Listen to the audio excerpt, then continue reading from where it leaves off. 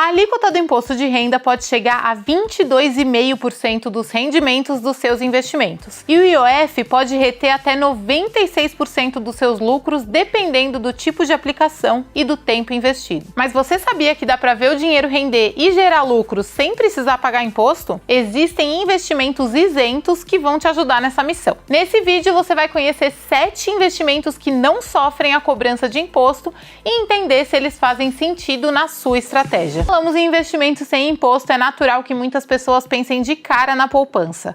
Mas nesse caso, o benefício da isenção não significa uma boa alternativa, porque a poupança tem o pior rendimento da renda fixa. Então é preciso aliar boa rentabilidade e tomada de risco adequada. Mas vamos ao que interessa. É hora de conhecer os 7 investimentos para você escapar do leão. Os principais investimentos isentos têm como principal propósito incentivar o crescimento de áreas estratégicas para a economia do país, como agronegócio e construção civil. A LCI, letra de crédito imobiliário, é a primeira opção de investimento sem imposto de renda e é uma forma de captação de dinheiro para empreendimentos imobiliários. São papéis de renda fixa, lastreados por financiamento de imóveis, garantidos por hipotecas ou imóveis, sob alienação fiduciária. Por ser de emissão bancária, a LCI possui garantia do FGC, o Fundo Garantidor de Créditos. Isso significa que, em caso de liquidação da instituição financeira, a pessoa que tem esse ativo em carteira ainda recebe o valor aplicado e a rentabilidade,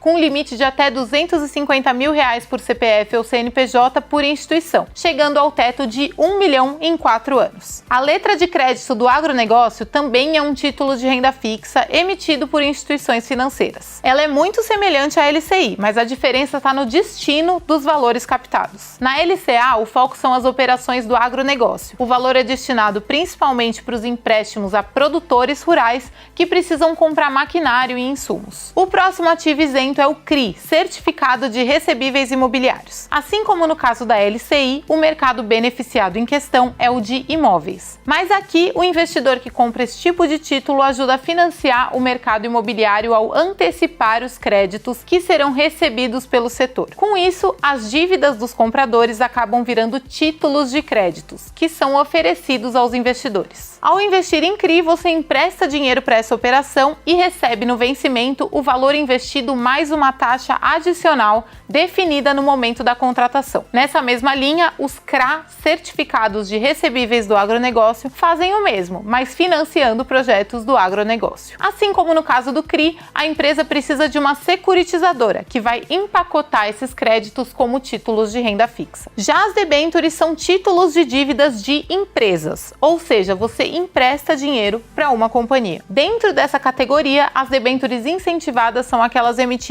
por empresas que precisam captar recursos para projetos de infraestrutura, como aeroportos, rodovias e portos, por exemplo. Por isso, o governo concede esse benefício fiscal, que é repassado aos investidores por meio da isenção de cobrança de impostos. Até agora, falamos de ativos de renda fixa, em que a remuneração é conhecida no momento do investimento. O rendimento pode ser pós-fixado ou pré-fixado. Mas também existem rendimentos isentos na renda variável. Os fundos imobiliários, também conhecidos como FIIs, são uma forma de investir em imóveis e papéis imobiliários de forma indireta. Quem tem cotas de um FII é sócio desses empreendimentos, recebendo parte do lucro dos aluguéis e sendo beneficiado pela valorização dos ativos do fundo. Quando você investe em imóveis por meio de um fundo, você tem a isenção do imposto de renda desses rendimentos mensais, os tais dos aluguéis. Mas para ser um rendimento sem IR é preciso respeitar algumas regras, dentre elas ser um fundo negociado em bolsa ou no mercado de balcão organizado e ter mais de 50 cotistas. E o interessado não pode ter mais de 10% das cotas emitidas pelo fundo ou direito de recebimento de mais de 10% do total de rendimentos desse fundo. Mas nem tudo é isento nos FIIs. Na venda das cotas, o ganho de capital, ou seja, a diferença positiva entre o preço de compra e o de venda, está sujeito ao pagamento de IR na alíquota de 20%, pela sistemática do Carnê-Leão, o famoso DARF. No caso das ações, também existe rendimento isento. É o caso dos lucros que são distribuídos na forma de dividendos periodicamente. E você não paga imposto quando receber. Mas atenção, essa isenção não vale para distribuição por meio de juros sobre capital próprio, ou JCP.